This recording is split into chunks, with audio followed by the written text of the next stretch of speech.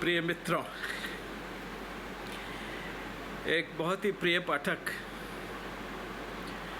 जो नियमित रूप से मेरी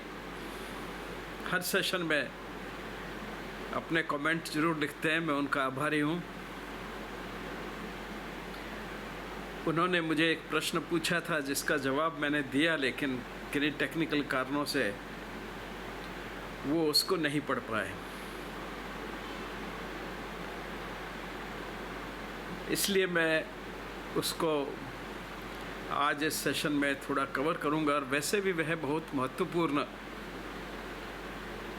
स्थिति है, खास करके साउथ ईस्ट एशिया और चाइना के लिए। 18वीं शताब्दी में एक साइंटिस्ट ने वाइट फॉस्फोरस को सोडियम हाइड्रोक्साइड के साथ में गर्म किया तो उसमें से एक गैस निकली। कालांतर में जाकर के यह गैस ऑर्गेनोफॉस्फोरस कंपाउंड्स जो आज पूरी दुनिया में इंसेक्टिसाइड की तरह यूज़ होते हैं, उसका यह जो कंपाउंड निकला था जिसका नाम फॉस्फिन रखा गया था, वो गैस थी वो एक प्रिकर्जन बना, सोर्स बना सभी ऑर्गेनोफॉस्फोरस कंपाउंड का। और आज के समय की खेती चाइना और साउथ ईस्ट एशिया और दुनिया भर में बिना ऑर्गेनोफॉस्फोरस कंपाउंड्स के संभव नहीं है। ये 18वीं शताब्दी की बात है। उसके बाद इसका उपयोग बहुत ही व्यापक रूप से होने लगा फूड ग्रेन प्रिजर्वेटिव के लिए। यह जो गैस निकलती है जिसका नाम फॉस्फिन है, PH3 इसका फॉर्मूला है। इसकी खास बात यह है कि ये किसी भी जीवित जब प्राणी के संपर्क में आती है तो जो सेल्यूलर लेवल पे उसका रेस्पिरेटरी एंजाइम है, जिसको हम साइटोक्रोम ऑक्सीडेज कहते हैं और सल्फ हाइड्रल ग्रुप को बिलोंग करता है, ये उसको ब्लॉक कर देती है। उसके साथ में रिएक्शन करके उसको ख़त्म कर देती है, ब्लॉक कर देती है, जिससे सेल्यूलर लेवल पे सेल को ऑक्सीजन मिलना प्राप्त हो जाता है, क्योंकि रेस्पिरेटरी कैपेसिटी जो सेल की है वो समाप्त हो जाती है। क्योंकि साइटोक्रोम ऑक्सीडेज ही रिस्पॉन्सिबल होता है जो श्वास सेल्यूलर लेवल पे लिया जाता है, यानी कि जो ऑक्सीजन प्राप्त होती है और उसका यूटिलाइजेशन होता है सेल्यूलर लेवल पे, वो साइटोक्रोम ऑक्सीडेज से ही होता है। अब वही जब ब्लॉक हो गया तो सेल मरना शुरू हो जाते हैं। दूसरा गुण उसका ये था कि यह जो गैस थी, यह बाज़ार में जब मैन्युफैक्चर करके बेचना शुरू किया, इसका उपयोग शुरू किया, तो ये एल्यूमिनियम हाइड्रोक्साइड या जिंक ऑक्साइड के एल्यूमिनियम फॉस्फाइड या जिंक फॉस्फाइड के रूप में ये मार्केट में आया, इंट्रोड्यूस किया गया। जिंक सॉल्ट और जो एल्यूमिनियम साल्ट दोनों इस तरह के थे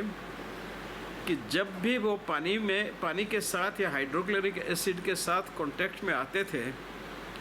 तो ये दोनों कंपाउंड जो हैं वो फॉस्फिन गैस को रिलीज़ कर देते थे, और फॉस्फिन जाकर के सेल्यूलर लेवल पे साइटोक्रोम ऑक्सीडेज से मिलके उसको ब्लॉक कर देती थी, और इस तरह से एक generalized respiratory failure cellular level पे हो जाता था। तो वो ऑर्गन जो ऑक्सीजन की डिमांड को बहुत सेंसिटिव है, वो जल्दी इससे प्रभावित होना शुरू हो जाते थे, उनका काम बंद होना शुरू हो जाता था, और फाइनली सारे ही ऑर्गन, क्योंकि कोई भी ऑर्गन बिना ऑक्सीजन के काम नहीं कर सकता, लेकिन सबसे सेंसिटिव हमारा है ब्रेन और हार्ट। तो सबसे ज़्यादा हार्ट पे ये इफ़ेक्ट करना शुरू किए, जिससे हाइपोटेंशन, कार्डियक एरिथमिया और कई तरह के कार्डियक इरेगुलरिटीज होने लगी। और मेन सिम्टम्स इसका बना फॉल ऑफ ब्लड प्रेशर। लेकिन ये मस्तिष्क पे भी काम करते थे, लीवर पे भी, किडनी पे भी, जितने दूसरे ऑर्गन हैं वो उन पे अपना असर दिखाते थे। और वो डिपेंड करता था उनकी ऑक्सीजन कितना ज़रूरी उनके लिए ऑक्सीजन का मेटाबॉलिज्म है, क्योंकि बॉडी में ऑक्सीजन मेटाबॉलिज्म भी चलता है और साथ में एनारोबिक मेटाबॉलिज्म भी चलता है। और अगर ऑक्सीजन कुछ समय के लिए अवेलेबल नहीं होती है टिश्यू को, तो हर टिश्यू में एक ग्लाइकोजन का रिजर्व रहता है। वो ग्लाइकोजन जो है वो ग्लूकोज में कन्वर्ट हो जाती है और फिर एनारोबिक जो मेटाबॉलिज्म है उससे वो, यानी कि बिना ऑक्सीजन के कुछ समय तक वो काम चला सकती है, लेकिन ऐसा नहीं कि बड़े लंबे समय तक ऐसा कर सकें। तो इसलिए हर ऑर्गन की कैपेसिटी जो बिना ऑक्सीजन के काम करने की है उस पर निर्भर करते हुए ये प्राय सभी ऑर्गन्स को देर सवेर इन्वॉल्व कर लेती है। और इसलिए इसमें अगर कोई व्यक्ति एक टेबलेट भी इसकी खा लेता था, जो मार्केट में बड़ी आसानी से अवेलेबल होती थी। क्यों अवेलेबल होती थी? कि इसका मुख्यतः उपयोग किया जाने लगा ग्रेन प्रिजर्वेशन के लिए। पूरी दुनिया में ग्रेन प्रिजर्वेशन की एक बहुत बड़ी समस्या थी। हर ग्रेन हर सीज़न में नहीं होता, यानी कि एक सीज़न में हुआ 3 महीने में या 4 महीने में, फिर 8 महीने आपने उसको स्टोर करके रखना है, चाहे गेहूँ हो, चाहे चावल हो, चाहे दालें हों, कुछ भी हों। तो दुनिया भर में यह समस्या थी। और इस स्टोरेज के पीरियड में बहुत से कीड़े उसमें पैदा हो जाते थे जो उस अनाज को ख़राब कर देते थे। हर प्रकार के अनाज के लिए अलग तरह से कीड़े जो उसमें आ जाते थे जो उसको ख़राब कर देते थे। और काफ़ी, और चूहे तो थे ही, खैर रोडेंट्स तो थे ही। और इस तरह से ये जानवर, ये जितने भी कीड़े मकोड़े हैं, ये खूब मात्रा में आपके स्टोर किए हुए गेहूं को या चावल को या दालों को या कोई भी चीज़ आपने स्टोर कर रखी है उसको नुकसान पहुंचाते थे और कई बार पूरे स्टॉक को ही अनफिट कर देते थे। यह बहुत भारी एक समस्या थी। साल भर आपको स्टोर करके रखना है पूरे साल यूज़ के लिए, और ये कीड़े मकोड़े इतने ज़्यादा थे जो हर जगह डिफरेंट आकार में और प्रकार में रहते थे, लेकिन वो काफ़ी नुकसान फूड ग्रेन्स का करते थे। अब फॉस्फेन एक ऐसी चीज़ थी कि जो हर जानवर पे इफ़ेक्टिव थी, क्योंकि हर जानवर का या कीड़े मकोड़े का जो मैकेनिज़्म जो है लाइफ का, वो तो यही है कि सेलुलर लेवल पर उसको ऑक्सीजन चाहिए, ऑक्सीजन से मेटाबॉलिज्म होता है, उसी से उसको एनर्जी मिलती है, वो सर्वाइव करता है। और यह उस सिस्टम को ब्लॉक कर देती थी। तो इसलिए इसको अगर आप डाल के किसी कमरे में रखा है मान लीजिए आपने, और कमरे को सील कर देते हैं, सील करना ज़रूरी होता था, जिससे कि वह फॉस्फिन गैस टेबलेट्स जो उसमें डाली गई हैं उनसे रिलीज़ हो जाए, तो वो सारे कमरे में फॉस्फिन भरी रहेगी और उससे जितना भी कोई जीवित चीज़ है सब मर जाएगी, कोई भी जीवित चीज़ हो, क्योंकि हर जीवित चीज़ को ऑक्सीजन की ज़रूरत है, बिना ऑक्सीजन के तो सर्वाइव कर नहीं सकती। और उस ऑक्सीजन, ये सेलुलर लेवल पर उसकी ऑक्सीजन के कंजप्शन को ब्लॉक कर देता है। तो इस तरह सारे जीव जंतु जो हैं, जो भी कीड़े मकोड़े उसमें होते थे, मर जाते थे और प्रैक्टिकली वो स्टोर वाली जगह स्टरलाइज हो जाती थी। अब खास करके चाइना और हिंदुस्तान में जो स्टोर है गेहूं का या किसी भी चीज़ का, वो आज भी फैमिली लेवल पे होता है, हाउस होल्ड लेवल पे होता है। हाउस होल्ड पे मिट्टी के या दूसरे लोहे के या किसी और चीज़ के बड़े बड़े स्टोर बनाए जाते हैं, जिनको भर दिया जाता है वांछित दालों से या सीरियल से। अब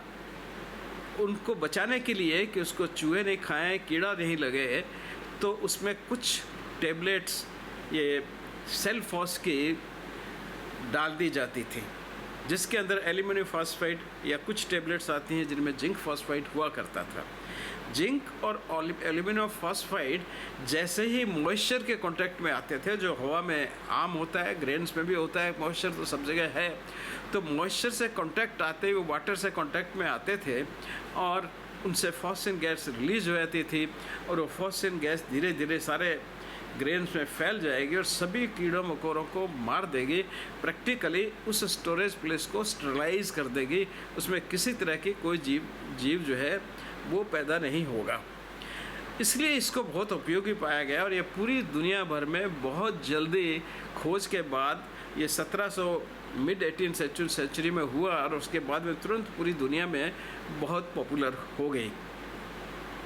हिंदुस्तान में भी यह बहुत पॉपुलर है, आज भी पॉपुलर है। हर गांव के जो खेती करता है या कुछ भी पैदा करता है और स्टोर करता है, वहाँ पे आपको जो जिंक फॉस्फाइड है या एल्यूमिनियम फॉस्फाइड है या सेल्फोस है, जिस भी नाम से कई कमर्शियल नाम से मार्केट में मिलती है, उस नाम से उसको अवेलेबल होती है और वो अपने घर में इसको रखते हैं उनको प्रिजर्व करने के लिए। तो ये तो हुआ इसका उपयोग। अब जब ये इतनी आसानी से अवेलेबल होता था और हर घर में अवेलेबल हैं इसके टैबलेट्स, तो पहले तो टैबलेट्स बहुत ही साधारण रूप से, जैसे टैबलेट वाइट कलर की आया करती थी सेल्फोस के नाम से ही, और उस वक्त लोगों को, खास करके लेडीज़ को और जेंट्स को भी, जब ये पता लगा कि इतनी पॉइजनस है, तो कई बार झगड़ा हो गया किसी का या सुसाइडल टेंडेंसी आ गई या मेंटल सिकनेस हो गई किसी भी कारण से, तो लोग इसकी एक गोली खा लेते थे। अब ये इतनी टॉक्सिक थी कि लगभग 0.5 to 1 ग्राम खाने के बाद में जो फॉस्फेन पेट में जाएगी, वहाँ पे हाइड्रोक्लोरिक एसिड भी है, वाटर भी है, उससे रिएक्ट करेगी और फॉस्फेन गैस रिलीज हो जाएगी और वो फॉस्फेन गैस तुरंत स्टमक से पूरे बॉडी में डिस्ट्रीब्यूट हो जाएगी और यह अपना काम हार्ट पे, ब्रेन पे, किडनी पे, लीवर पे, सब जगह शुरू कर देगा। और डिपेंडिंग अपॉन द कैपेसिटी कि कौन सा ऑर्गन कितनी देर तक एनॉक्सिक मेटाबॉलिज्म में सर्वाइव कर सकता है, वो नुकसान होना हो जाएगा। फाइनली मल्टी ऑर्गन फेलियर हो जाता था और उससे आदमी की डेथ हो जाती थी। शुरू में जो सिम्टम्स अक्सर नज़र आते थे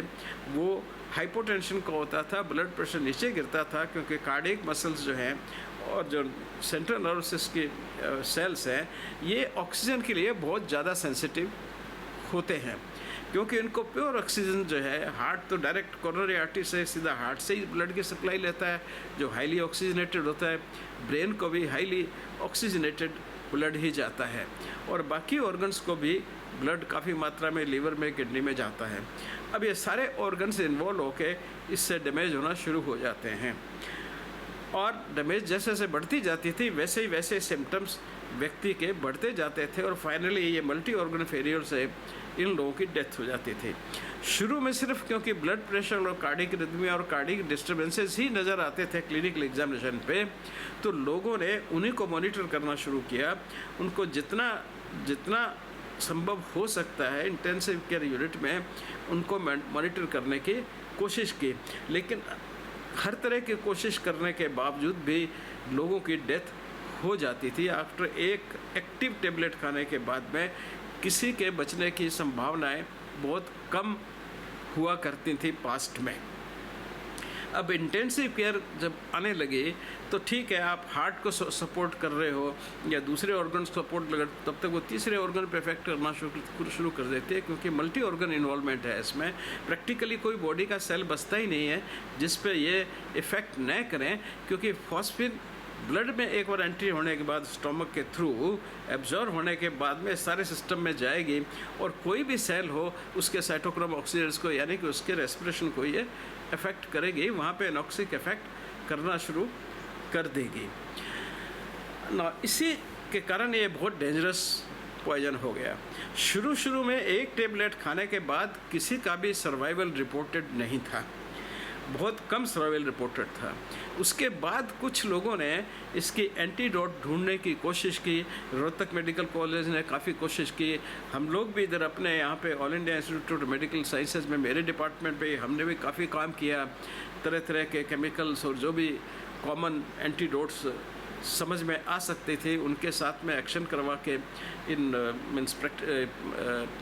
प्रैक्टिकल लेबोरेटरी में देखा गया, लेकिन कोई ऐसा सब्सटेंस नहीं मिल रहा था जो फॉस्फीन की रिलीज को पानी या हाइड्रोक्लोरिक एसिड के कांटेक्ट में आने के बाद उसको रोक सके। कुछ सफलता रोहतक वालों ने रिपोर्ट की विद मैग्नीशियम सल्फेट, और कुछ लोगों ने coconut oil plus soda bicarb के मिक्सचर से भी कुछ सक्सेस को रिपोर्ट किया विद एक्सटेंसिव आईसीयू केयर, मतलब अत्यधिक आईसीयू केयर। पर उसमें भी ये प्रश्न बना रहा, एक स्टडी में उन्होंने 42% लोगों तक का सर्वाइवल रिपोर्ट किया, लेकिन एक प्रश्न बना रहा कि कहीं ये ऐसा तो नहीं हो रहा, क्योंकि ये अगर टेबलेट खुली रह जाती हैं घर में तो इसमें से जो मॉइस्चर है उसके साथ एक्ट करके फॉस्फीन निकल जाती है, और एक बार टेबलेट में से अगर फॉस्फीन निकल गई तो फिर वो बेकार है, उसको कोई इफेक्ट नहीं होता। सो बहुत से लोग ये आर्ग्यूमेंट करने लगे कि जिन केसेस में लोग बचते हैं वो टेबलेट्स हैं जिनमें से ऑलरेडी फॉस्फीन रिलीज़ हो चुकी थी, क्योंकि उनको ढंग से प्रिजर्व नहीं किया गया था, रखा नहीं गया था, तो एटमॉस्फेरिक मॉइस्चर के साथ रिएक्ट करके उन्होंने फॉस्फीन गैस को रिलीज़ कर दिया। अब तक ये डिबेट चल रही है, लेकिन इंटेंसिव केयर यूनिट में बहुत अच्छी केयर करने के बाद कुछ सर्वाइवल हैं। हाफ टेबलेट से ज़्यादा या एक टेबलेट लेने के बाद में सर्वाइवल बहुत मुश्किल हो जाता है, और अक्सर व्यक्ति मल्टीपल ऑर्गन फेलियर से डेथ हो जाती है। कोई स्पेसिफिक डोज, एंटीडोट जैसे कहते हैं, वह आज तक कोई नहीं ढूंढ पाया है इसकी, और ये चलती रही है। मैंने इसके डिटेक्शन पे भी बात की थी, जब ये बहुत पॉपुलर तरह से चलने लगे तो हर केस में फॉस्फीन पॉजिटिव आने लगा, और बहुत से इनोसेंट लोग जो हैं वो इससे जेल में भी बंद होने लगे एक फॉल्स एलिगेशन पे। तो उसमें एक बार मेरे पास 7 केस एक साथ सीबीआई से, क्राइम ब्रांच और डिफरेंट स्टेट से इस तरह के आ गए, जहाँ पे पुलिस वाले भी कन्विंस थे कि कोई होमिसाइडल इंटेंशन या पर्पज नज़र नहीं आ रहा है, लेकिन फॉस्फीन गैस पॉजिटिव आ रही है। तो जैसे मैंने बताया, पहले भी बताया, इसको मैंने पब्लिश भी किया था एक्सपेरिमेंटल बायोलॉजी जर्नल में। तो हमने एट रैंडम फॉस्फीन गैस का टेस्ट करके देखा, जो बड़ा सिंपल टेस्ट होता है, सेलुलोनाइटेड टेस्ट होता है, उसकी स्ट्रिप को आप उस पर रखते हैं तो ब्लैक टर्न हो जाती है। तो ये पाया कि जो लोग में कोई हिस्ट्री नहीं थी, किसी की डेथ एक्सीडेंट से हुई है, हार्ट अटैक से हुई है, ब्रेन हेमरेज से हुई है, या मर्डर का केस है, उसमें भी पॉजिटिव आने लगा। और लिटरेचर में ये आइडिया ही जब मैं लिटरेचर पढ़ रहा था तब आया कि फॉस्फीन एक गैस ऑफ डिकम्पोजिशन भी है। जो डिकम्पोजिशन में पुट्रीफैक्शन से गैसेस प्रोड्यूस होती हैं, उसमें एक गैस फॉस्फीन भी है, और जब फॉस्फीन डिकम्पोजिशन के प्रोडक्ट है तो आप किसी भी डिकम्पोजिंग टिश्यू को अगर फुल्ली डिकम्पोज हो गया है तब तो वो नेगेटिव आएगा, लेकिन एज लॉन्ग एज वो टिश्यू जो है अभी डिकम्पोज चल रहा है, डिकम्पोजिशन की प्रोसेस में चल रही है, अगर आप उसको टेस्ट करेंगे तो उसमें फॉस्फीन पॉजिटिव आएगा।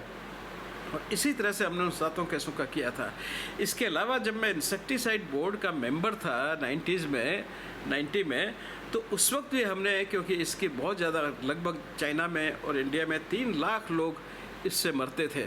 तो ये प्रश्न हमने उठाया और हमने कहा कि भाई कुछ इस तरह से इस टेबलेट को बनाया जाए कि आदमी इसको खा नहीं सके। तो उसके कई प्रोटोटाइप डेवलप किए गए, बाद में उस पर कवरिंग चढ़ा करके या एक एल्यूमिनियम की डिब्बी में उसको बंद करके, और कई तरह के, और या ग्रेन्यूल्स, ब्लैक कलर के ग्रेन्यूल्स में टर्न करके, और वो ग्रेन्यूल्स एक पैकेट में अवेलेबल हों और उन्हीं को यूज़ किया जाए डालने के लिए। तो इस तरह से कई तरह के एक्सपेरिमेंटेशन किए गए, लेकिन अभी जो टेबलेट्स अवेलेबल हैं वो डिफरेंट कलर की होती हैं, और लगभग 3 ग्राम उनका वेट होता है, काफ़ी बड़ी होती है, उनको खाना इतना आसान नहीं होता। लेकिन फिर भी दूसरी एल्यूमिनियम के फॉस्फाइड की टेबलेट्स मिलती हैं, कहाँ से मिलती हैं ये तो जो कंसर्न एजेंसीज है उनका काम है, वो मिल जाती हैं लोगों को, या वो 3 ग्राम वाली ही खा लेते हैं लोग, बड़ी टुकड़े करके खा लेते हैं, और इस तरह से इसकी मृत्यु अभी भी ऐसे केसेस रिपोर्ट किए जाते हैं। जहाँ तक फ़र्स्ट एड का सवाल है, इसमें कोई फ़र्स्ट एड नहीं विशेष नज़र आती, एक्सेप्ट इसके कि वॉमिट अगर करवा देते हैं आप इमीडिएटली, तो अगर बची हुई जो एल्यूमिनियम फास्फेट उसके स्टमक में तब तक है वो बाहर निकल आती है, तो कम से कम वो तो एब्जॉर्ब जाके नहीं होगी। लेकिन अगर 2-3 घंटे पास हो गए हैं तो फिर वॉमिटिंग इंड्यूस करना भी कोई उसमें हेल्पफुल नहीं होगा। अदर वॉमिट इंड्यूस करके मीन्स टिकलिंग ऑफ द फॉसेस करके या saturated solution of common salt से करके आप उसको वॉमिट करवा सकते हैं। तो अगर टेबलेट अभी पूरी तरह से एब्जॉर्ब नहीं हुई है, एक इसका और फीचर रहता है ब्लीडिंग का, ये गैस्ट्रोइंटेस्टाइनल ब्लीडिंग भी कर सकती है, तो इसलिए वॉमिट इंड्यूस करने का ये भी डर रहता है। इसलिए हमेशा वो थोड़े से एक्सपर्ट हैंड्स में होने चाहिए कि ये कहीं ब्लीडिंग गैस्ट्रोइंटेस्टाइनल ब्लीडिंग इंड्यूस न कर दे, क्योंकि उससे फिर और नुकसान हो जाएगा। तो इस तरह से ये अभी तक बड़ा कम्प्लेक्स सी सिचुएशन इसकी है।